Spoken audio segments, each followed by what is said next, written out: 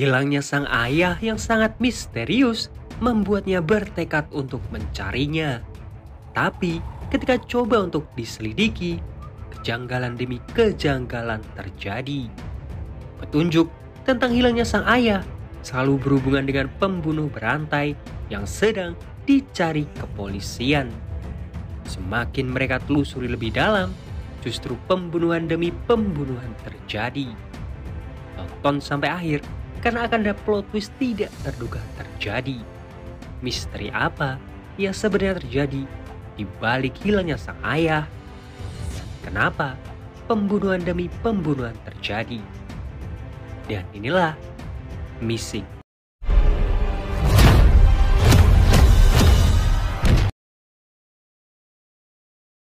Seorang pria terlihat berlatih mengayunkan palu. Masih belum jelas apa yang akan dia lakukan. Waktu berlalu, seorang gadis bernama Kaede terlihat panik. Dia berlari secepat mungkin masuk ke supermarket.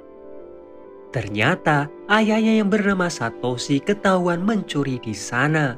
Untungnya pemilik toko ini baik dan mau menyelesaikannya secara kekeluargaan. Kaede dan ayahnya saat ini hidup kekurangan. Semenjak kematian ibunya beberapa bulan yang lalu, ayahnya ini sering terlilit hutang. Saat pulang, Satoshi ini cerita bahwa dia melihat buronan yang sedang dicari polisi. Dia tahu itu orangnya karena dia punya ciri-ciri sering menggigit kuku jarinya. Jika Satoshi bisa menangkap pembunuh itu, dia akan mendapatkan hadiah 3 juta yen dari kepolisian. Kaede di sini terlihat kesal. Daripada memikirkan pembunuh itu, akan lebih baik jika ayahnya fokus bekerja dan memperbaiki keuangan mereka. Ketika akan tidur, Kaede melihat ayahnya yang masih fokus menonton TV. Kaede pun bertanya, kenapa ayahnya tidak juga tidur. Ayahnya ini bilang, ketika dia tidur, dia seperti memimpikan hal-hal yang mengerikan. Ketika Kaede mencoba untuk bertanya, hal apa yang dimaksud ayahnya ini hanya terdiam. Keesokan harinya, saat Kaede terbangun, dia tidak menemukan ayahnya dimanapun. Meskipun terlihat aneh, tapi Kaede waktu itu tidak curiga sama sekali. Dia berpikir mungkin saja ayahnya sudah pergi bekerja. Cuma ketika di sekolah, Kaede berusaha menghubunginya, tapi nomor ayahnya malah tidak aktif. Di sekolah, ada satu orang murid bernama Akira yang sangat menyukai Kaede. Tapi Kaede berkali-kali menolaknya. Ditemani Akira, Kaede datang ke tempat kerja ayahnya, yaitu tempat konstruksi. Menurut data absensi, ayahnya masuk hari itu. Cuma karena tempat itu terlalu berbahaya, tidak sembarangan orang boleh masuk. Saat ada perselisihan, Kaede menyelinap masuk. Dia lalu mencoba bertanya tentang karyawan di sana yang bernama Harada Satoshi. Tapi anehnya, yang dia temui bukanlah ayahnya, melainkan orang lain. Orang yang bahkan tidak dia kenal. Orang ini aneh, dia suka menggigit kuku jarinya. Akira mencoba berpikir positif. Siapa tahu memang ada 2 orang dengan nama yang sama. Saat di rumah, Kaede masih tidak tenang. Seharian, ayahnya tidak bisa dihubungi. Esok harinya, dia melaporkan hal itu semua ke wali kelasnya. Ditemani wali kelasnya ini, Kaede pun melapor ke polisi. Tapi polisi tidak bisa banyak membantu jika berhubungan dengan orang hilang. Ditambah lagi Satoshi ini punya reputasi yang buruk. Dia sering ditangkap karena mabuk dan terakhir, dia mencuri di sebuah supermarket. Polisi ini menyarankan Kaede untuk menyebarkan selebaran orang hilang. Siapa tahu ada orang yang pernah melihat ayahnya. Saran itu pun dilakukan oleh Kaede. Dibantu wali kelasnya dan juga Akira, dia menyebarkan selebaran. Tapi tiba-tiba ayahnya menghubungi. Kaede terlihat sangat kesal. Apalagi isi pesan itu tertulis agar Kaede tidak mencarinya. Kaede merasa dibuang oleh ayahnya. Ditambah lagi dengan hutang-hutang yang ditinggalkan ayahnya. Setelah agak sedikit tenang, Kaede mulai mencabut kembali selebaran ayahnya. Di sini, dia melihat poster buronan yang dikatakan ayahnya waktu itu. Pembunuh yang sering menggigit kuku jarinya. Dia bernama Terumi. Kaede pun ingat bahwa Terumi adalah orang yang dia temui di tempat konstruksi yang mengaku sebagai Harada Satoshi. Keanehan itu coba dia ceritakan ke polisi, tapi terlihat polisi ini ogah-ogahan menyelidiki kasus ini dan terus mengungkit bahwa Satoshi seorang pencuri. Kaede memutuskan mencari ayahnya sendiri. Dia pergi ke klub pingpong milik ayahnya, tapi karena bangkrut, ayahnya tidak bisa meneruskan sewanya. Dibantu Akira, Kaede mulai menyelidiki tentang Terumi. Total, ada 8 orang korbannya Terumi yang teridentifikasi. Terumi selalu mencari korbannya lewat sosial media. Makanya, dia punya banyak sekali akun palsu. Jadi, Terumi ini membuka jasa untuk siapa saja yang ingin mengakhiri hidupnya. Dia akan membantu para kliennya. Tapi, yang masih jadi pertanyaan di benaknya Kaede adalah, kenapa Terumi ini mengaku sebagai ayahnya dan bekerja di tempat konstruksi? Apakah ayahnya juga sudah jadi korbannya Terumi? Pikiran-pikiran negatif itu masuk ke dalam benaknya. Esok harinya, Kaede mencoba mencari petunjuk tentang Terumi di tempat konstruksi. Tapi ternyata Terumi cuma masuk di hari itu saja. Dan sejak saat itu, dia tidak pernah terlihat lagi. Tapi untungnya, ada sedikit petunjuk. Rekannya ini bilang, dia pernah satu kereta dengan Terumi. Saat itu, Terumi turun di daerah Imaike. Bermodal petunjuk itu, Kaede memberanikan diri pergi ke Imaike seorang diri. Tapi, dia tidak menemukan keberadaan Terumi. Seorang suster dari panti asuhan mencarinya. Karena mereka tahu, setelah hilangnya sang ayah, Kaede tidak punya tempat tinggal. Apalagi, dia masih terlilit hutang. Kaede menolak untuk tinggal di panti asuhan. Dia akan tetap mencari sang ayah. Kaede pun kembali ke tempat klub pingpong. Di sana, dia teringat akan mendiang ibunya. Tiba-tiba, Kaede mendengar suara. Saat coba untuk diselidiki, ternyata ada seorang laki-laki yang sedang tidur di lemari. Kaede kaget ketika tahu bahwa laki-laki itu adalah Terumi. Meskipun ketakutan, Kaede mencoba bertanya di mana keberadaan ayahnya Harada Satoshi. Terumi terlihat bingung, tapi tiba-tiba dia berlari kabur. Kaede berusaha mengejarnya sampai Terumi terpojok masuk ke jalan buntu. Terumi berbalik, dia berusaha membunuh Kaede. Tapi untungnya ada seorang ibu-ibu yang memergokinya.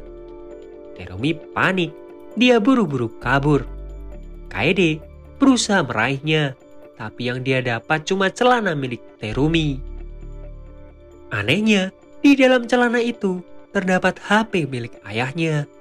Di sana juga ada sebuah tiket kapal feri tujuan Pulau Karinto.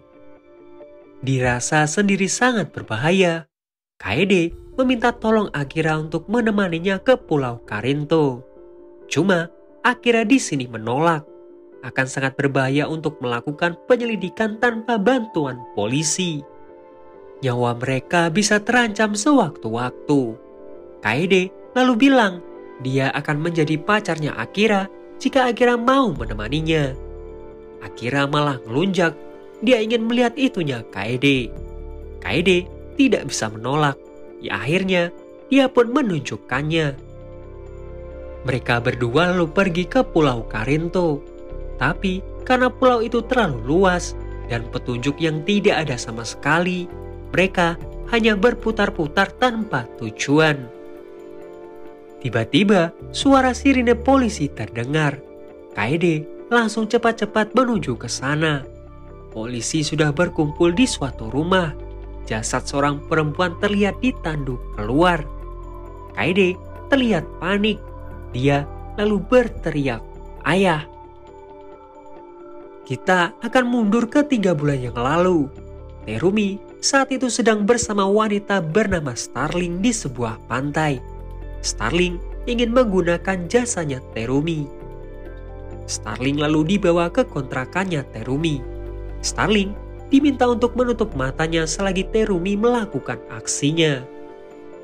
Tapi tiba-tiba terdengar suara di depan. Ternyata tetangganya ini melapor ke polisi karena hampir setiap malam dia mendengar suara tangisan dari huniannya Terumi.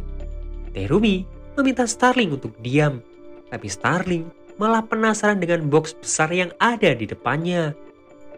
Ketika coba untuk dibuka, ternyata isinya potongan kepala. Starling berteriak. Polisi yang masuk langsung ditusuk oleh Terumi. Terumi pun langsung kabur dari sana. Sejak kejadian itu, Terumi jadi buronan kepolisian. Akhirnya, Terumi bersembunyi di Pulau Karinto. Karena tidak memiliki uang, Terumi cuma bisa mengais sampah untuk dimakan. Karena kasihan, seorang kakek bernama Mabuchi memberikannya sebuah jeruk. Dia juga mengizinkan Terumi untuk tinggal bersamanya. Terumi memperkenalkan dirinya dengan nama palsu. Kakek Mabuchi lalu menunjukkan beberapa koleksinya. Terumi bilang dia tidak suka menonton begituan. Kakek Mabuchi lalu penasaran apa alasannya. Terumi menjawab bahwa dia tidak suka melihat gadis yang bergerak. Kakek Mabuchi malah menyalahartikan hal itu dengan genre BDSM. Salah satu video coba untuk diputar kakek Mabuchi, tapi Terumi tidak terlihat tertarik. Tapi saat dia melihat kaos kaki putih, entah kenapa dia jadi sangat bergairah. Kakek Mabuchi lalu pamit. Dia mengizinkan Terumi bersenang-senang dengan tangannya. Terumi juga menyalahartikan maksud itu. Dia lalu mengambil sebuah katana dan langsung membunuh kakek Mabuchi. Wajah kakek Mabuchi ditutupi ember. Dia lalu dipakaikan kaos kaki putih. Setelah itunya tersalurkan, jasad kakek Mabuchi dimutilasi. Esok harinya, Terumi tetap tenang seakan tidak terjadi apa-apa. Dia lalu memeriksa sosial medianya. Terdapat satu pesan masuk. Terumi lalu kembali ke Tokyo. Di tempat berbagi makanan gratis, Satoshi bertemu dengan Terumi.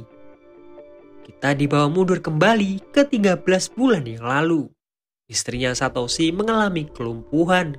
Berkali-kali dilakukan pengobatan dan terapi tapi tidak ada hasil. Meskipun dengan keadaan seperti itu, Satoshi tetap sabar merawat istrinya. Tapi istrinya yang sudah sangat putus asa meminta Satoshi. Saat menemani istrinya terapi di rumah sakit inilah, Satoshi mengenal Terumi. Terumi seakan paham kesedihan mendalam yang dialami Satoshi. Dia juga menawarkan Satoshi untuk menjadi teman curhatnya. Di siang itu, Satoshi melihat istrinya yang ingin bundir karena sudah sangat putus asa dengan penyakitnya. Satoshi segera berlari dan menolongnya. Malam harinya, Satoshi membaca beberapa status istrinya di sosmed. Dia mulai berpikir, apakah keputusan itu bisa mengakhiri penderitaan istrinya? Dengan sangat terpaksa, Satoshi berniat membunuh istrinya ketika tertidur. Tapi di tengah itu, rasa sayangnya membuatnya mengurungkan niatnya. Satoshi pun mulai curhat ke Terumi. Terumi yang paham akan itu semua mencoba menawarkan diri. Dia akan membunuh istrinya Satoshi dan mengakhiri semua penderitaannya. Entah setan apa yang merasuki Satoshi, dia langsung menyetujuinya. Dibawalah istrinya ini ke tempat klub pingpong. Terumi sudah mengatur semuanya, hingga akan terlihat bahwa ini semua murni kasus bundir biasa. Terumi lalu tersenyum sambil mengeluarkan kaos kaki putih. Singkat cerita, istrinya Satoshi tewas. Tapi tiba-tiba, Terumi meminta bayaran 200.000 yen. Satoshi di sini bingung, langsung ditembak harga segitu. Tapi dia tidak bisa menolak, karena jika menolak, Terumi bisa melaporkan semua ini ke kepolisian. Terumi lalu meminta KTP-nya Satoshi sebagai jaminan. Beberapa hari kemudian, Satoshi memberikan semua uang tabungannya. Terumi di sini menawarkan sesuatu yang aneh. Bagaimana jika mereka membuka jasa membantu orang yang ingin bundir? Terumi percaya banyak sekali orang yang akan melakukannya. Jadi mereka pasti akan mendapatkan banyak sekali klien. Satoshi sempat menolak, tapi Terumi berdalih bahwa mereka bukan membunuh, tapi menyelamatkan orang-orang ini dari penderitaan mereka. Layaknya istrinya Satoshi. Satoshi lagi-lagi menolak, tapi ketika Terumi bilang bahwa Satoshi akan mendapatkan bayaran, pikirannya mulai tergoyahkan. Mulailah mereka ini mencari klien di sosmed. Satoshi diberikan tugas untuk mengelola 6 akun, sementara untuk urusan eksekusi diserahkannya ke Terumi. Gak disangka, mereka langsung mendapatkan klien, dan klien ini langsung dipertemukan dengan Terumi. Satoshi juga mendapatkan bayaran meskipun tidak seberapa, karena memang klien mereka kali ini masih anak sekolah. Nah, mulai dari sini, Satoshi mulai tertarik nih dengan bisnis mereka. Sementara Terumi juga menikmati ketika dia melakukan aksinya, terutama ketika memakaikan korbannya ini kaos kaki putih. Total, sudah 8 klien yang dia bantu. Kembali ke masa sekarang, karena kasusnya Starling waktu itu, Terumi jadi seorang buronan dan Satoshi tidak sengaja melihat beritanya. Satoshi kembali ingat bahwa Terumi masih menyimpan KTP-nya. Jadi jika dia tertangkap, Satoshi juga pasti akan kena. Makanya, Satoshi ini ingin menangkap Terumi lebih dulu dan membunuhnya, agar Terumi bisa tutup mulut. Makanya, saat malam Satoshi tidak bisa tidur itu, Satoshi mulai memikirkan rencana agar dia tidak dijadikan tersangka. Satoshi lalu keluar dari rumah. Untungnya, dia malah tidak sengaja bertemu dengan Terumi. Mulailah rencana yang disusun matang ini dilakukan. Terumi dibawa ke tempat klub pingpong. Satoshi menjelaskan bahwa Starling kliennya ke-9 itu lompat dari apartemen saat dikejar polisi. Starling selamat, tapi kedua kakinya patah. Nah, beberapa hari yang lalu, Starling menghubungi Satoshi untuk melanjutkan jasanya. Satoshi bilang, Starling menawarkan bayaran yang tinggi yaitu 3 juta yen. Terumi menolak, dia yakin bahwa itu pasti jebakan dari kepolisian. Satoshi terus mencoba untuk meyakinkannya. Dia sendiri yang akan mengeceknya ke sana dan menemui Starling. Selama itu, Terumi diminta untuk menggantikannya bekerja di tempat konstruksi, biar tidak ada yang curiga. Satoshi juga memberikan HP-nya agar Terumi ini mudah untuk dihubungi. Itulah alasan kenapa Terumi ini bekerja di tempat konstruksi menggunakan nama Harada Satoshi. Itu juga alasan kenapa Terumi ini memiliki HP-nya Satoshi. Jadi di hari itu, Satoshi ini pergi menemui Starling, yang ternyata Starling sudah ada di kota itu, tapi masih disembunyikan oleh Satoshi. Satoshi lalu melapor bahwa semuanya aman. Ini semua bukan jebakan. Dan sebenarnya, Satoshi ini setiap malam pulang, hanya untuk memastikan bahwa Kaede baik-baik saja. Niatnya, di hari itu, Starling akan dieksekusi di klub pingpong miliknya. Makanya, kenapa Terumi tertidur di sana di hari itu.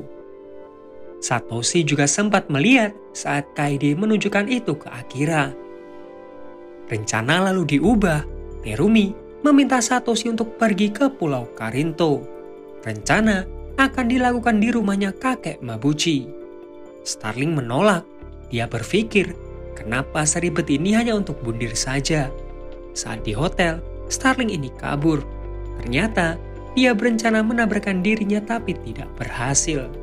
Satoshi membantunya dan mencoba meyakinkannya kembali untuk tetap sesuai rencana. Mereka lalu pergi ke Pulau Karinto menggunakan kapal yang sama yang digunakan Kaede dan juga Akira. Starling lalu dibawa ke dalam rumahnya kakek Mabuchi, sementara Satoshi diminta untuk berjaga di luar. Uang lalu diserahkan. Seperti biasa, Terumi memakaikan kaos kaki putih.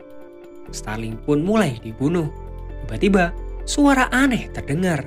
Satoshi lalu masuk dan bilang ada orang yang mencurigakan di luar. Dia lalu memberikan sebuah pisau ke Terumi. Saat Terumi ini lengah, Satoshi lalu memukulnya menggunakan palu yang sudah dia persiapkan. Terumi tewas di tempat.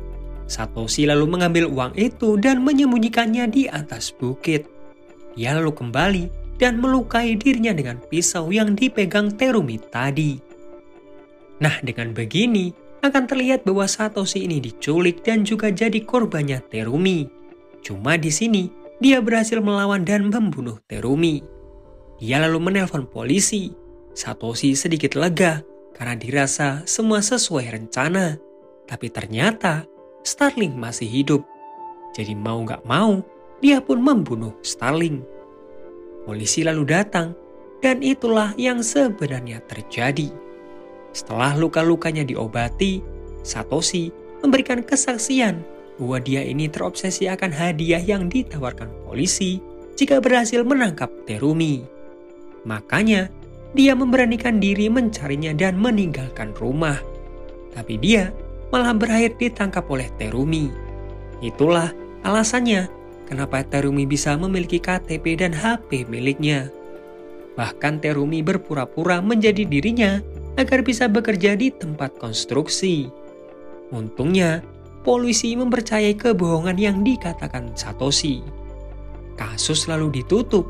Setelah sembuh, Satoshi kembali mencari uang yang dia sembunyikan. Tapi ternyata, uang yang dia dapat tidak seberapa.